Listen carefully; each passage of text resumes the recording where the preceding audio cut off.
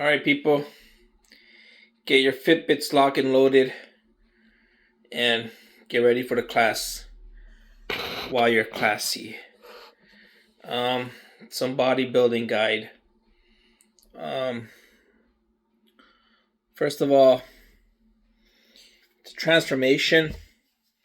The transformation.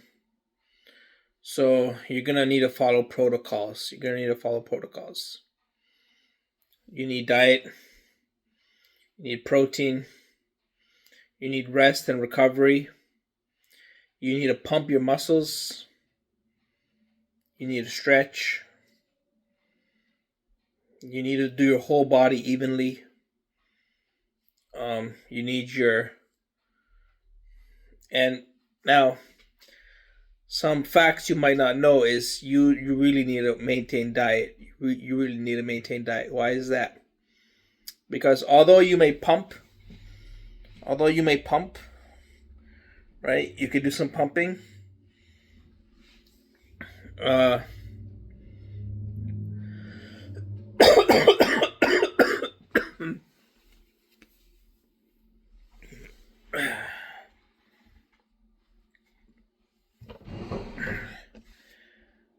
You're mainly pumping, but what's it called? Is you got muscle memory and muscle growth. So one statistic you should know is that you're trying to put on about 10, maybe 15. When you're starting off, you're going to put on a lot less. But as you get better at it, you can put on more. 10 to 15 pounds of muscle per year. That's it. 10 to 15. But you got to watch your diet. Why is that? Because the blood tests are not good for bodybuilders.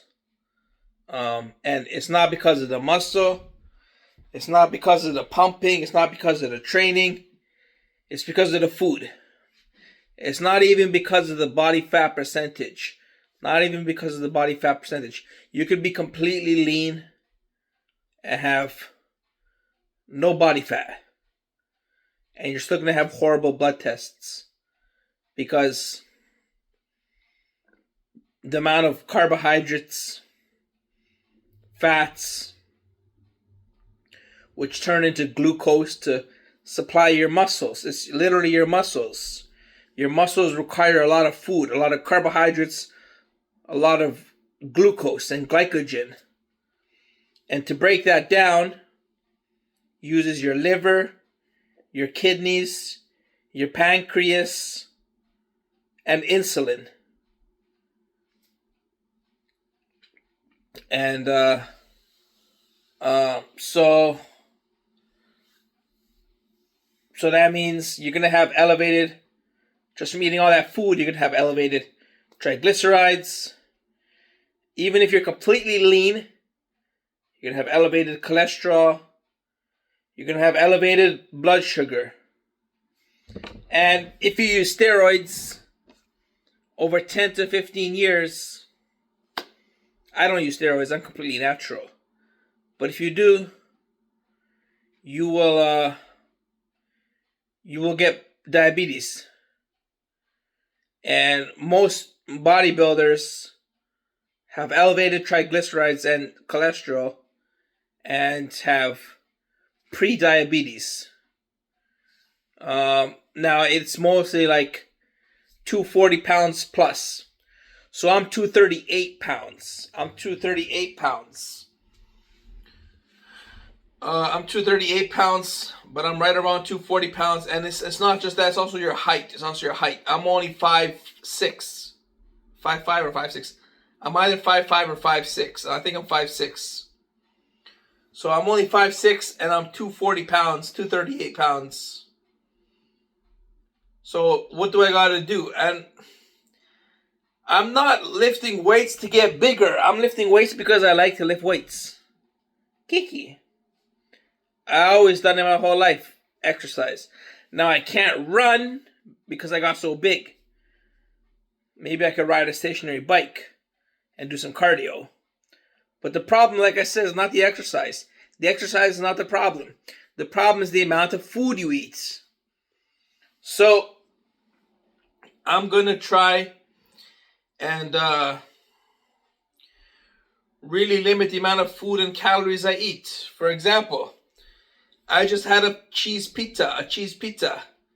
Now, normally, I would sprinkle on a little bit of yogurt or sour cream on top of the pizza to give it a little bit of extra juiciness. But I cut it. I ate the pizza plain. Same when I eat stuffed paprika. I'm not going to put on sour cream. I'm not going to put on yogurt. I'm going to eat it plain to cut those extra calories. I'm not going to eat too many chocolates.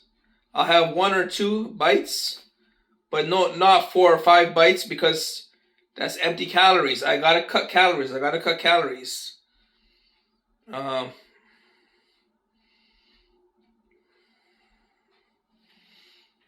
going to have 5 or 6 eggs, but I'm not going to have 8 or 9. I'm not going to have 8 or 9 eggs like I did when I was younger. When I was younger, just 5 years ago, I was eating 9 eggs. 9. And I had a higher percentage of body fat and lower muscle mass. But I wasn't as big. And I had a better blood test. Much better blood test. So, like I said, XAI doesn't think it's unhealthy because you're still a healthy, active individual. But cases in the past, like this is for the extreme guys, the guys that do competitions and take steroids. There have been deaths from glycogen, like diabetes, glucose, deaths because of that issue, or developing type 2 diabetes. Now, there's also been other issues like back issues, back surgeries, weightlifting injuries, stuff like that. But you also got the diet side, and it's not because you're muscular. It's not because you do training. It simply comes down to the amount of food you're eating. You're always eating a ton of food. And if you keep that up for 20 years, you're going to end up on some pre-diabetic medication. Now, steroids makes it a lot worse. Particularly people take like insulin resistant stuff, and which is like a type of steroid, and that makes it way worse. So if you do it naturally like me, you just pump, you may live longer. But what can I do? Like, you can't get rid of muscle. Muscle takes eternity to get rid of. So just pump it up. Now, for your training, it's the easiest shit in the world. It's the easiest shit in the world because it stacks. It stacks. So you may do chest Monday. 2 weeks later, you do chest Monday again. And it builds. It fucking builds. Even though you took a 2-week break, 3-week break, 4-week break. So that's why I'm so big, because I've been doing it for my whole life. Well, ever since I was an adult, whatever. Ever since I was an adult, I've been pumping and exercising, and it just builds upon itself. And then I stopped playing soccer because I got old, so I stopped doing my cardio, and then the muscle bulk really added on. And with age, your muscle fibers strengthen and grow, and your age-related size comes in as well.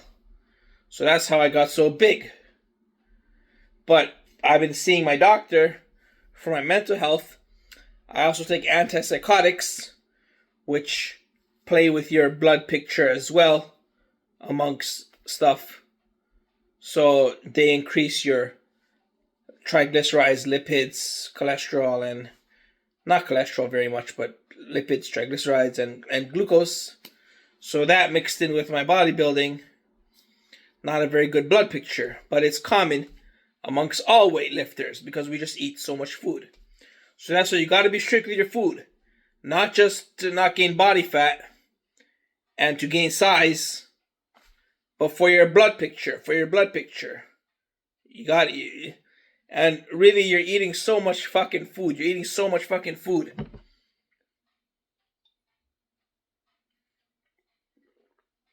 You're eating so much food. If every single one of your meals is McDonald's, and you got to keep eating and eating and eating and eating, you may be lean, but you're going to have a very bad blood picture. You're going to have a very bad... I did 7,000 steps today.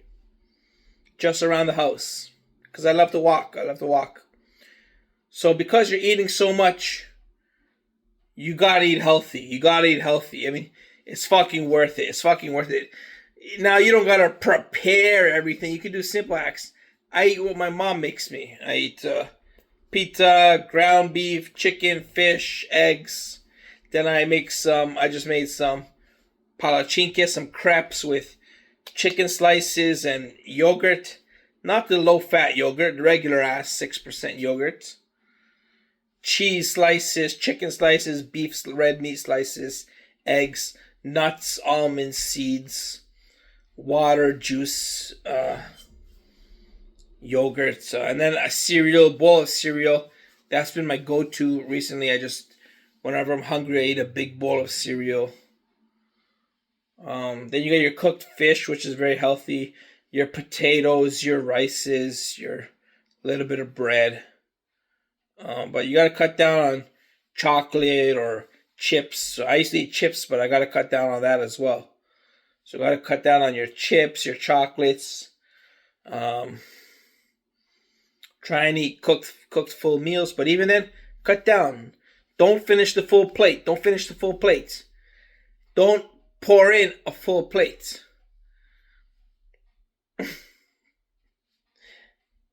Don't make a full plate. You know, I used to eat a full plate because I wanted to be full, satiated, and get bulky. But if you're always eating full plates, it's hard on your organs and shit like that, and your digestive system and your blood levels. So maybe don't eat a full plate. You know, drink water, eat smaller portions, and cut a lot of empty calories. Try and eat healthy. Eat complex carbohydrates, not simple carbohydrates. And don't take steroids. But man, I am fucking 240 pounds. Oh, my tailbone. 240 pounds. At only 5'6".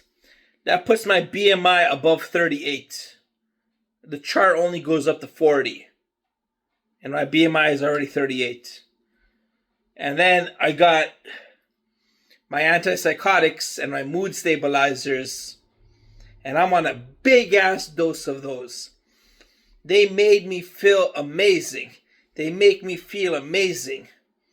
Because before I was on such a low dose. I was on less than a quarter of what I'm on right now. I was on no mood stabilizers and half the antipsychotics. And we went up 25%. We went up 50%.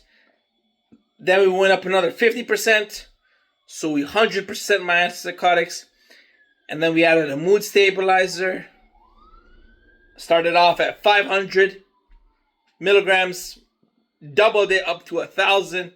And then added on another 250. So I got a big chunk of mood stabilizing. And a big chunk of antipsychotics. And it makes me feel completely relaxed. Beautiful sleep. No stress. Clear mind. no symptoms, no psychotics, no side effects. It makes me feel like a happy and focused and aware and in control and not angry, not anxious, not agitated. So my mental side effects are good, but you gotta take care of your physical health as well. Just out here trying.